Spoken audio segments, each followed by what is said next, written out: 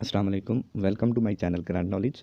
इस वीडियो में मैं आपसे लेक्चरर केमिस्ट्री मेल का कंप्लीट पेपर शेयर करने जा रहा हूं, जो कि पीपीएससी के थ्रू 16 जनवरी 2022 को कनेक्ट किया गया।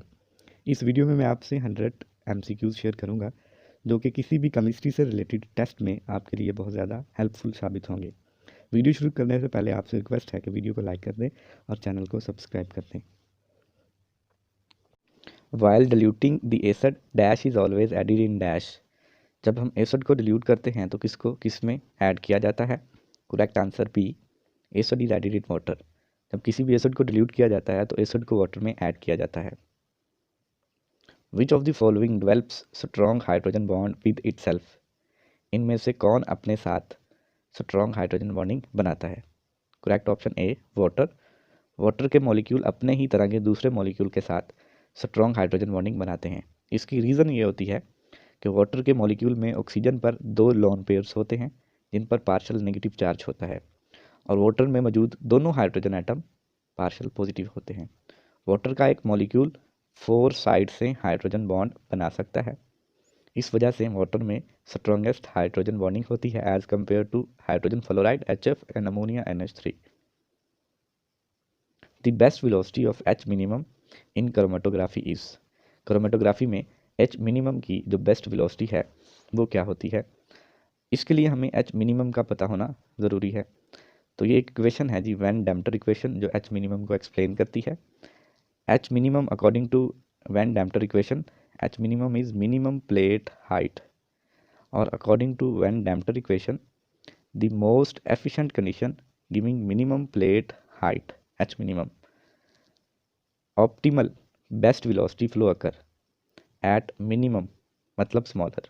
According to van Deemter equation, जो बेस्ट वेलोसिटी अकर करती है मिनिमम वैल्यू पे, जब H मिनिमम की वैल्यू मिनिमम होती है या स्मॉलर होती है, तो इस थ्योरी से हमें इस बात का पता चलता है कि the best velocity of H minimum in chromatography is smaller. To stabilize complexes in complexometric titration which is added. Complexometric titration में कम्प्लेक्सिस को स्टेबलाइज करने के लिए क्या ऐड किया जाता है? तो इसका करेक्ट आंसर था salt. Die sodium salt add किया जाता है कम्प्लेक्स मीट्रिक टाइट्रेशन में कम्प्लेक्सिस को स्टेबलाइज करने के लिए। The titration of calcium with EDTA मतलब ethylene diamine tetraacetic acid is carried out at which pH। Calcium की EDTA के साथ टाइट्रेशन किस pH पर की जाती है? तो ये बेसिक रेंज में की जाती है। अब इन गिवन आंसर में से 8, क्योंकि बेसिक रेंज में pH है तो ये करेक्ट आंसर था 8। The number of delocalized states for benzene according to Huckel MOT। Huckel MOT के मुताबिक बेंजीन में कितनी डीलोकलाइज स्टेट्स हैं? तो यहाँ पे जितने भी आंसर हैं उनमें अल्फ़ा और बीटा दिया गया है। पहले हमें ये जानना होगा कि अल्फ़ा और बीटा क्या है।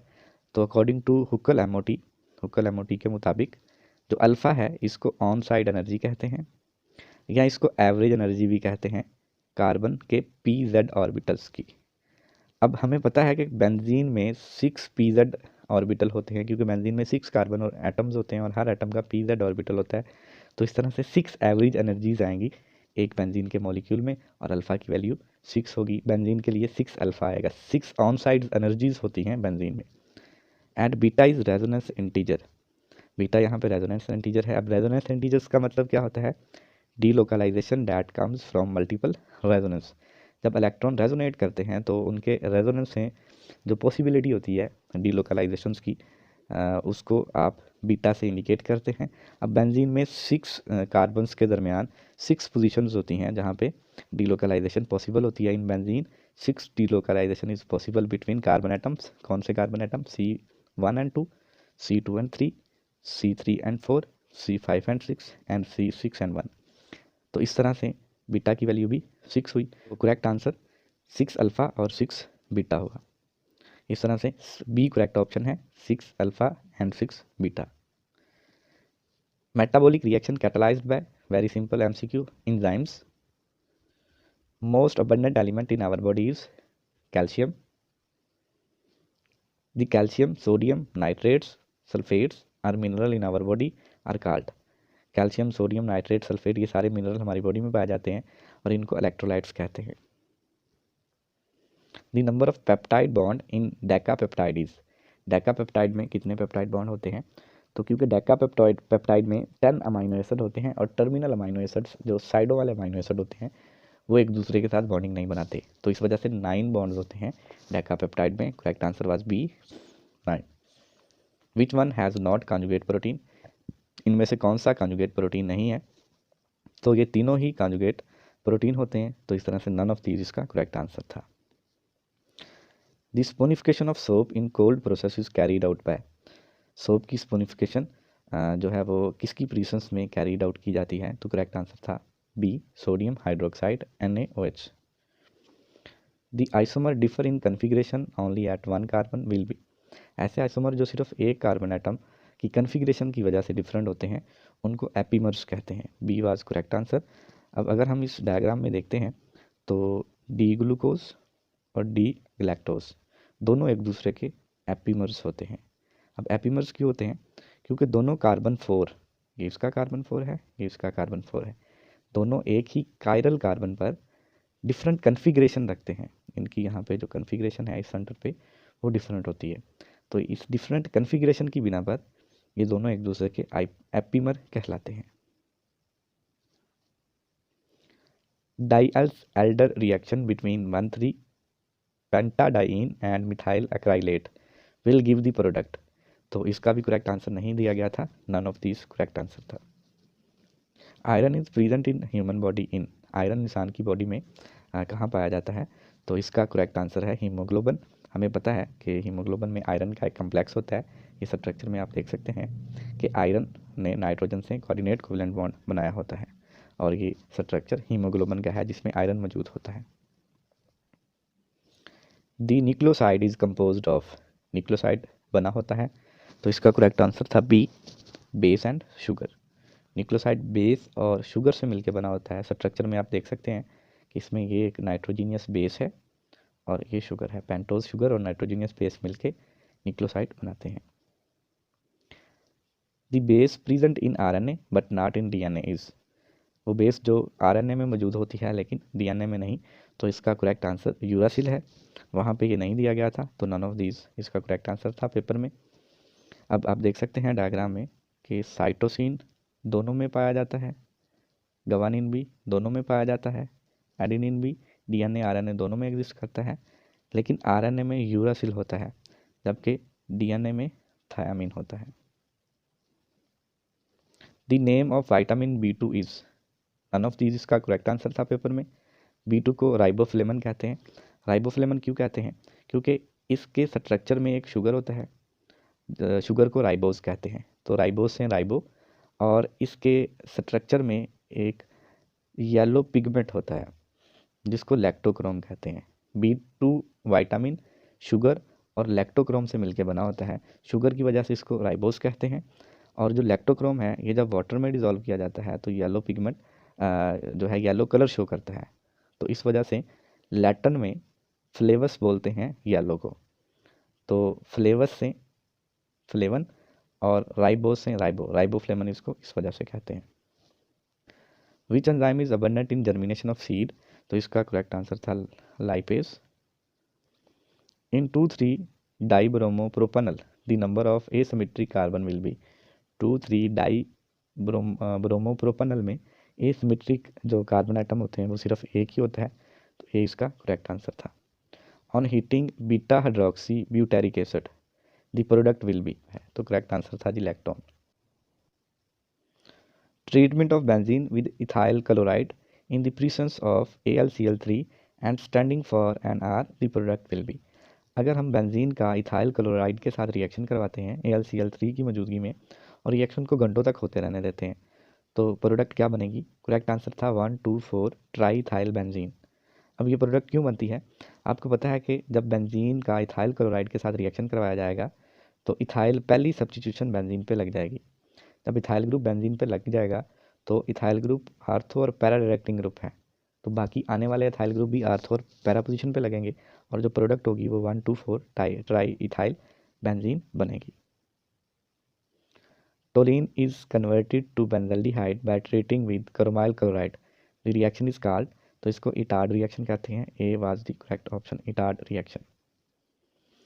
The decolorization of Baeyer reagent and formation of vicinal diol indicate the presence of. तो बायोरिजेंट की डीकलराइजेशन और विसिनल डायोल की फॉर्मेशन, विसिनल कहते हैं एडजेसेंट कार्बन एटम पर, डायोल मतलब OH ग्रुप का लगना, तो ये डबल बॉन्ड की प्रेजेंस को इंडिकेट करता है। तो करेक्ट आंसर था B, alkene. CH3 CH2 Br, CH Br CH3 मतलब 2,3 डाइब्रोमो ब्यूटेन। इसका रिएक्शन जब जिंक के साथ करवाया जाता है plus Zn in the presence of ZnCl2, zinc chloride की मौजूदगी में, एंड इथेनॉल और इथेनॉल की मौजूदगी में, will give the product. Product क्या बनता है? तो जिंक क्लोराइड जो है, ये जिंक जो है ये ब्रोमीन के साथ रिएक्शन करके ZnBr2 बना देगा और कार्बन 2 और कार्बन 3 पे डबल बॉन्ड की फॉर्मेशन हो जाएगी। डबल बॉन्ड वाले कंपाउंड को अल्कीन कहते हैं। तो इसका करेक्ट ऑप्शन था जी B, alkene. The rusting process is more predominant in dash process of pulp making in paper industry. तो इसका करेक्ट ऑप्शन था जी सल्फाइड। सल्फाइड जो है इसमें मोर प्रीडोमिनेंट जो है रस्टिंग प्रोसेस होता है। Radio active sample contain 600 atom, half life is 30 minute, how many time will left after 90 minutes. Radio active sample दिया गया है जिसमें 600 एटम्स हैं, हाफ लाइफ उसकी 30 मिनट्स है और 90 मिनट्स के बाद वो कितना रह जाएगा ये पूछा गया है। अब इसमें अगर हम देखें MCQ में तो हमें हाफ लाइफ 30 मिनट दी गई है और 30 मिनट के बाद हाफ सैंपल रह जाएगा मतलब डिवाइडेड बाय 2, तो 300 एटम रह जाएंगे। 60 मिनट के बाद और हाफ रह जाएगा डिवाइडेड बाय 2, तो 150 एटम रह जाएंगे। अगेन 30 मिनट मतलब 90 मिनट के बाद और हाफ कर देंगे तो ये 75 एटम रह जाएंगे। तो आंसर में नहीं दिया गया था, none of these correct answer था। The by product H2SO4 is the product of which process. Sulphuric acid किस रिएक्शन की बाई प्रोडक्ट है? तो इनमें से किसी भी रिएक्शन की बाई प्रोडक्ट जो है वो सल्फ्यूरिक एसिड नहीं है। तो none of these correct option था। बर्निंग की जो बाई प्रोडक्ट है वो सल्फ्यूरिक एसिड होती है, बर्निंग प्रोसेस की।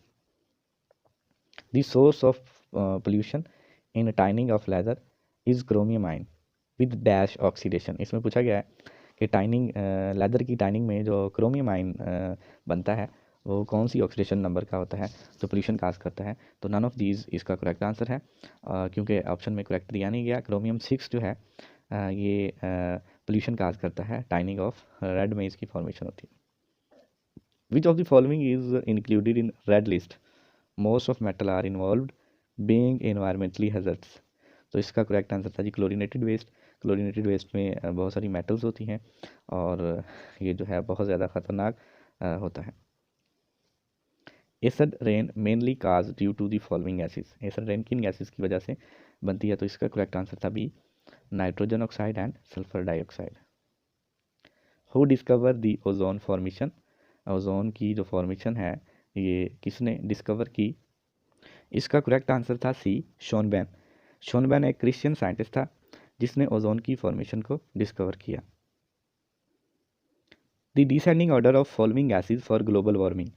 ग्लोबल वार्मिंग में जो डिसेंडिंग ऑर्डर है गैसेस का वो लिखना था।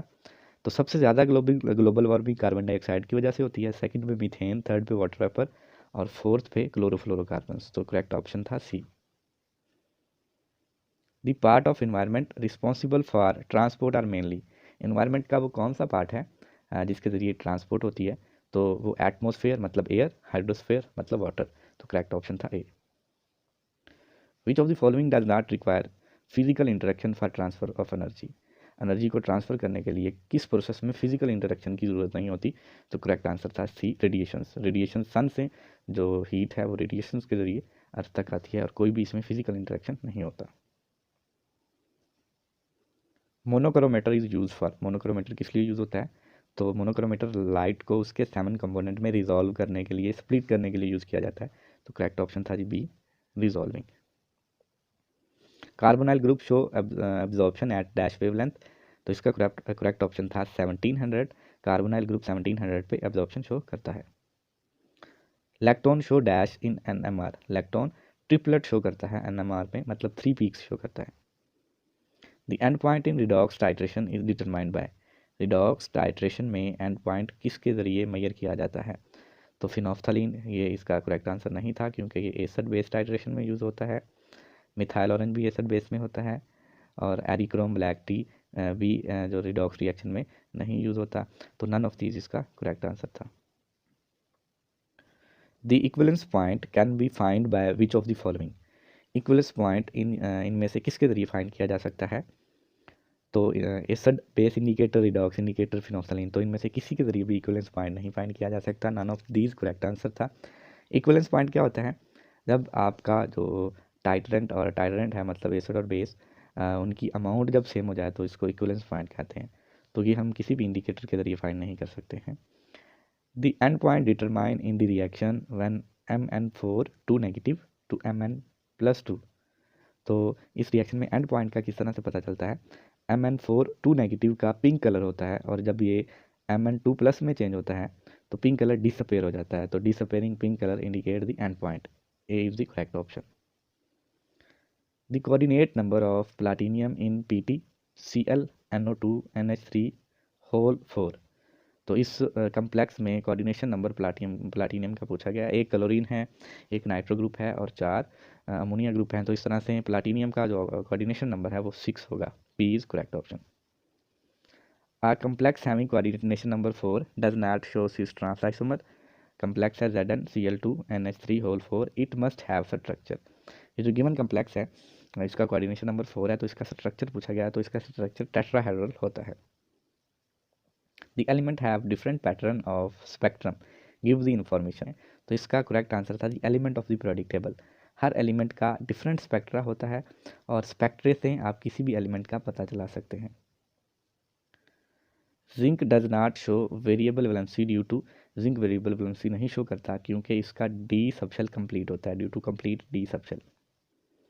Electronic configuration tell about many characteristic of element. The configuration with, ये उसने कन्फिग्रेशन दी हुई है ग्रुप 17 की। तो इसमें उसने पूछा है कि इस कन्फिग्रेशन से हमें किस प्रॉपर्टी का पता चलता है। तो ग्रुप 17 आपको पता है कि सारी की सारी रिएक्टिव हैं। फ्लोरीन वाला ग्रुप, हेलोजेंस वाला, fluorine, chlorine, bromine, iodine, astatine. तो फ्लोरीन की इलेक्ट्रोनेगेटिविटी 4 होती है, और सबसे ज़्यादा रिएक्टिव नॉन मेटल है।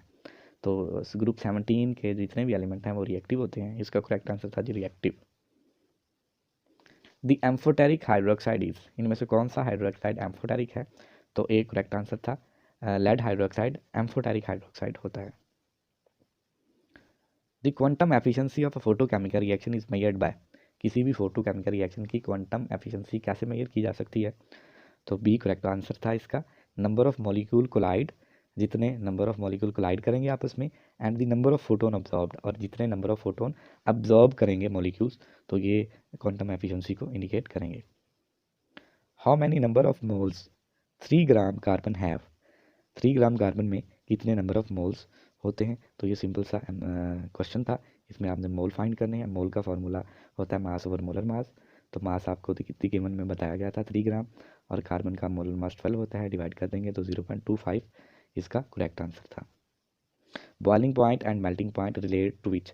बॉइलिंग पॉइंट और मेल्टिंग पॉइंट जो है वो किससे रिलेट करते हैं? तो इसका करेक्ट आंसर था जी B, distance between atom.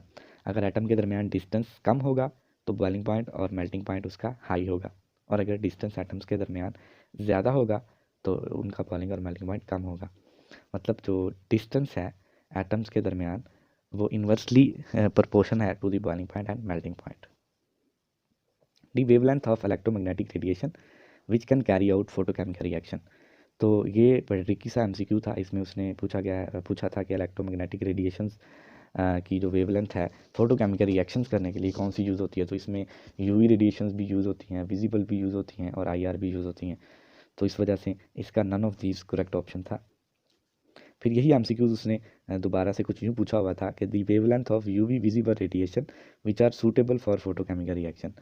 UV visible की कौन सी वेवलेंथ है जो फोटोकेमिकल रिएक्शन के लिए यूज़ होती है? तो अब आपको पता है कि जो यूवी विजिबल है, यूवी की रेंज है ये 100 से तकरीबन स्टार्ट होती है। तो क्योंकि उसने एंगस्ट्रॉम में पूछा था तो ये 1000 से 8000 तक इसका करेक्ट आंसर था। दी फ्रेंडलिक एब्जॉर्प्शन आइसोथर्मीज, ये तीनों इसके ऑप्शन जो थे सेम थे, सिर्फ एन की वैल्यू का डिफरेंस था। जो फ्रेंडलिक एब्जॉर्प्शन आइसोथर्म है इसमें एन पॉजिटिव होता है, मतलब एन की वैल्यू ग्रेटर देन 1 आएगी। तो सी इसका करेक्ट आंसर है। Which of the following has not zero heat of formation at standard temperature and pressure. इनमें से किसकी हीट ऑफ फॉर्मेशन ज़ीरो नहीं होगी स्टैंडर्ड टेम्परेचर और प्रेशर पर, तो इन सब की ज़ीरो होती है क्योंकि ये अपने या तो मॉलिक्यूलर फॉर्म में है या फिर जो आयरन है अपनी सॉलिड फॉर्म में है। तो मॉलिक्यूलर फॉर्म में या अपना जो क्रिस्टल होता है उसमें या फिर अपनी सॉलिड फॉर्म में अगर कोई सॉलिड आए तो उसकी जो हीट ऑफ फॉर्मेशन है वो जो है वो ज़ीरो होती है। तो नन ऑफ दीज इसका करेक्ट आंसर था। Which one is second order reaction from the following, इनमें से कौन सा सेकेंड ऑर्डर है? तो ये दोनों ही सेकेंड ऑर्डर थे, तो सी बोथ इसका करेक्ट आंसर था। The standard potential of SHE at pH 10 will be, जो हाइड्रोजन पोटेंशियल है स्टैंडर्ड हाइड्रोजन पोटेंशियल, उसका उसने ई सेल पूछी थी pH 10 पे। तो इसके लिए इसको कैलकुलेट करने के लिए एक इक्वेशन यूज़ होती है जिसको नेस्ट इक्वेशन कहते हैं। ये इक्वेशन दी गई है, इसकी प्रॉपर एक डेरिवेशन भी है, लेकिन इस यहाँ पे अगर आपसे जो स्टैंडर्ड हाइड्रोजन पोटेंशियल के बारे में पूछा गया हो और पीएच दी गई हो, तो इसके लिए एक सिंपल सी ट्रिक है कि आपने शी का स्टैंडर्ड पोटेंशियल फाइंड करने के लिए ये जो वैल्यू दी गई है 0.059, इसको -0.059 को पीएच से मल्टीप्लाई कर देना होता है, तो आपके पास गिवन आंसर आ जाता है। तो इसी तरह से यहाँ पे अगर आप -0.059 को 10 से मल्टीप्लाई करें तो करेक्ट आंसर आ जाता है, और बाकी पीएच भी अगर आप रिप्लेस करते जाएँ यहाँ पे तो आंसर आता जाएगा। In the expanded polystyrene dispersion medium is, expanded polystyrene में जो डिस्पर्शन मीडियम है वो सॉलिड होता है, तो करेक्ट ऑप्शन था B solid. Fog is a mixture of, fog mixture होता है liquid and gas, liquid in gas. Fog जो है ये इसमें गैस के अंदर लिक्विड के पार्टिकल्स होते हैं। 8 ml solution is 0.25 molar per litre, what is its concentration when diluted to 0.5 litre. तो इसमें उसने आपको जो है कंसनट्रेशन और वॉल्यूम दिया गया है एक सोल्यूशन का, उससे पूछा है उसने दूसरे सोल्यूशन की कंसनट्रेशन पूछी है, जबकि वॉल्यूम उसने बताया है कि 0.5 लीटर होगा। तो इस पर डिल्यूशन फार्मूला लगेगा और इसका जो करेक्ट आंसर है वो 0.004 आ जाएगा। How much sodium is there in the solution with 10 kg of solvent and concentration 4 molar solution, और इसमें उसने डेंसिटी भी दी गई थी, डेंसिटी 5 दी हुई थी। अब इस तरह के क्वेश्चन जिसमें डेंसिटी दी गई हो तो डेंसिटी से हम वॉल्यूम कैलकुलेट कर सकते हैं, डेंसिटी वॉल्यूम वाला फार्मूला लगा के इसको रीअरेंज करेंगे तो V इक्वल टू आ जाएगा m/d। अब m हमें उसने दिया था क्वेश्चन के अंदर 10 kg, तो और डेंसिटी 5 थी, डिवाइड करेंगे तो आंसर 2 आ जाएगा। अब क्योंकि वॉल्यूम आ गया है तो वॉल्यूम से हम मोल्स फाइंड कर सकते हैं, फार्मूला लगा के mole is equal to volume multiply by molarity. अब मोलैरिटी उसने ये आपको दी हुई है 4, तो ये मल्टीप्लाई करेंगे तो 8 मोल आ जाएगा इसका आंसर। अब मोल से हम मास कैलकुलेट कर सकते हैं फार्मूला लगा के, तो मास ऑफ Na ये इक्वल होता है जी मोल मल्टीप्लाइड बाय मोलर मास। अब मोल आपने कैलकुलेट कर लिए 8 और मोलर मास सोडियम का 23 होता है, मल्टीप्लाई करेंगे तो 84 इसका आंसर आ जाएगा। 84 was the correct answer. The PPB is equal to, parts per billion equal होता है माइक्रोग्राम पर लीटर के, तो ये इसका करेक्ट आंसर था। Milliequivalent is equal to, milliequivalent equal होता है 1000 इक्वलेंट के। High value of KC mean the reaction will be, जब केसी की वैल्यू हाई हो तो इसका मतलब होता है कि रिएक्शन जो है वो फॉरवर्ड डायरेक्शन में होगा, राइट साइड पे होगा, उसमें रिएक्टेंट की उसमें प्रोडक्ट की अमाउंट ज़्यादा होगी, तो करेक्ट ऑप्शन था जी C, reaction will be at right and having more amount of product than reactant. At equilibrium the reaction will be, equilibrium पे ना तो रिएक्शन राइट की तरफ होता है ना ही लेफ्ट की तरफ, दोनों जो फॉरवर्ड और रिवर्स रिएक्शन है दोनों का रेट सेम होता है, तो correct answer the either left nor right. The value of Kc is equal to 2.5 for a reaction nitrogen plus hydrogen after reaction ammonia, the reaction will be, nitrogen hydrogen मिलकर ammonia बनाते हैं, Kc की value 2.5 है, तो reaction किस तरफ होगा, तो इसमें अगर हम देखें तो जो रिएक्टेंट हैं उसके 3 मोल हैं और प्रोडक्ट के 2 मोल हैं, तो रिएक्टेंट का वॉल्यूम ज़्यादा है, तो इस वजह से जो रिएक्शन है वो राइट साइड पे होगा, मतलब फॉरवर्ड डायरेक्शन में मूव कर रहा होगा और इसमें प्रोडक्ट ज़्यादा बनेगा। For the equilibrium A plus B after reversible reaction C plus D at equilibrium which of the following is true, equilibrium पे क्या ट्रू होगा, तो इक्विलिब्रियम पे जो पहला है A and B equal to C and D, तो A और B C और D के इक्वल नहीं हो सकता, कंसनट्रेशन सेम नहीं हो सकती इनकी। सेकंड है A B is twice than C and D, ये भी नहीं हो सकता। C है जी A B and C D present at different concentration, तो ये इसका करेक्ट आंसर था जी, दोनों डिफरेंट कंसनट्रेशन में मौजूद होंगे। विच of the following have covalent bond, इनमें से किसमें कोवेलेंट बॉन्ड है? तो करेक्ट आंसर था अमोनिया। अमोनिया में कोवेलेंट बॉन्ड होता है, जबकि HF और NaCl में आयोनिक बॉन्ड होता है। अमोनिया में नाइट्रोजन ने हाइड्रोजन से इलेक्ट्रॉन शेयर किए होते हैं। A compound at absolute zero absent of free electron and perfectly insulator have strongest। अब यहाँ पे उसने हमें बताया है कि एक कंपाउंड है, उसमें फ्री इलेक्ट्रॉन्स हैं और एब्सोल्यूट ज़ीरो में वो इंसुलेटर बन जाता है। तो फ्री इलेक्ट्रॉन मेटल्स में होते हैं और मेटल्स एब्सोल्यूट ज़ीरो पे इंसुलेटर्स बन जाती हैं। तो उसने पूछा है कि कौन सा बॉन्ड स्ट्रॉन्गेस्ट होगा, तो इसका करेक्ट आंसर था metallic bond. Which one of the following is conductor and have covalent bond in it, इनमें से कौन सा कंडक्टर है उसमें कोवेलेंट बॉन्ड है? तो ग्रेफाइट हमें बताया कि इसमें कोवेलेंट बॉन्डिंग होती है और ये कंडक्टर भी होता है इलेक्ट्रिसिटी का। विच वन हैज़ पायरामिडल स्ट्रक्चर, इनमें से किसका पायरामिडल स्ट्रक्चर है? तो इसका करेक्ट आंसर था जी PCl3। PCl3 में फास्फोरस पर एक लॉन पेयर होता है और इसके साथ यहाँ पे 3 बॉन्ड पेयर होते हैं, तो ये एक पायरामिडल स्ट्रक्चर बनाता है। दी आइसोस्ट्रक्चरल यूनिट आर, इनमें से कौन सा जो आइसोस्ट्रक्चरल यूनिट है किन की ज्योमेट्री सेम है? तो इसका एक करेक्ट आंसर था XeF2 and IF2 minus. Heisenberg uncertainty principle state that dash can not be measure simultaneously. तो हाइजेनबर्ग अनसर्टेनिटी प्रिंसिपल जो है वो हमें बताता है कि किसी भी पार्टिकल की जो कि माइक्रो पार्टिकल हो, इलेक्ट्रॉन प्रोटॉन वगैरह, उनकी पोजीशन और उनकी वेलोसिटी जो है वो हम सेम टाइम नहीं फाइंड कर सकते। यहाँ पे उसने थोड़ा सा इसको स्टेटमेंट को चेंज करके दिया हुआ है, तो करेक्ट आंसर इसका आना था velocity and size. The energy of 3D subshell is dash than 3p, जो 3D सबशेल है इसकी एनर्जी 3p से क्या होती है? तो इसकी ग्रेटर एनर्जी होती है। Which is the example of electromagnetic radiation, इनमें से कौन सी इलेक्ट्रोमैग्नेटिक रेडिएशन की एग्जाम्पल है?